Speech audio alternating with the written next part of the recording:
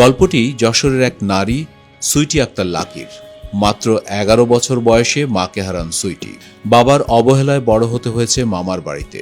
ষষ্ঠ শ্রেণীর বেশি পড়াশোনার সুযোগ হয়নি তার। তবে ছোটবেলা থেকেই তার ছিল এক অসাধারণ প্রতিভা, আঁকার দক্ষতা।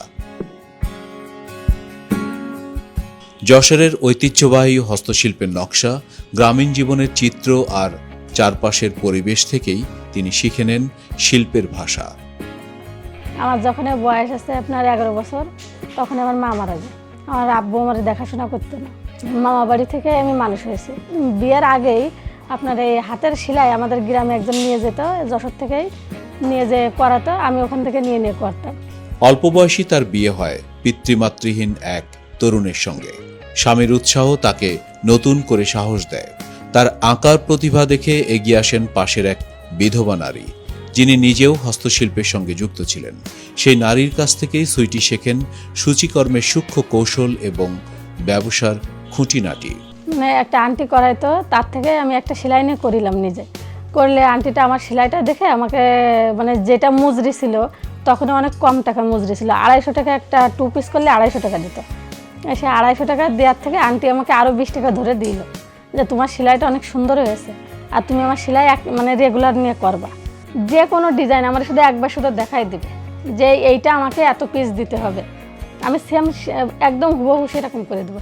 সময়ের সঙ্গে বাড়তে থাকে তার কাজের চাহিদা পূরণ করতে যশোর জেলার বিভিন্ন গ্রামে গিয়ে নারীদের নিয়ে গ্রুপ তৈরি করেন তিনি। তাদের কাজ শেখান এবং কাজের সুযোগ তৈরি করে দেন। মানে আমি কি বলবো, আমাদের যশোরের ভিতরে অনেকে আমাকে শুধু ছাপানোর জন্য আসতো। আমার এই আর্ট করাটা এত ভালো ছিল, আমার কাছে আর্ট করতে এমন কোনো দিন নেই যে আমি দিনই 50 থেকে 60 পিস করে ড্রেস আমি আর্ট করতাম না। মানে এইভাবে আমার এটা শুরু, আস্তে আস্তে একটা একটা করে করতে করতেই আজকে আল্লাহর রহমতে আমি এই জায়গা।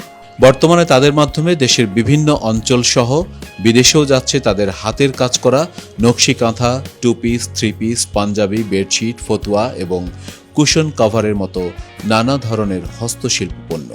আমি আল্লাহর রহমতে এখন কক্সবাজার মাল দিই, ঢাকার বিভিন্ন স্থানে দিই, যেরকম আপনার মিরপুর 10-এ দিই, তারপরে আছে আপনার উত্তরায় 3-4 জায়গা দিই, আবার আছে আপনার বিদেশেও আমার মাল গেছে আল্লাহর রহমতে। শাড়ি, আমার হাতের কাজের সেমি মুসলিমের শাড়ি গেছে।